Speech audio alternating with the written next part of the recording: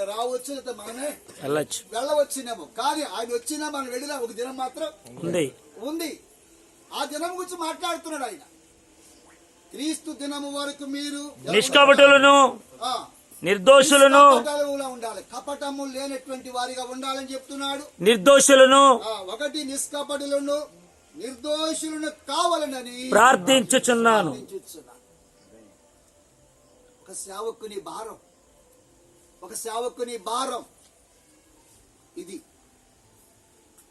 ఎవరినైతే మనకు అప్పగించాడో దేవుడు, వారి కొరకు దేవుడు మనకు అప్పగించబడిన పరిస్థితి. మన జీవితాలు దేవుడు మనకిచ్చినటువంటి ఈ పరిచర్య చాలా ప్రాముఖ్యమైనది. ఒక్కసారి ఆది మానవ దగ్గరికి వెళ్దాం.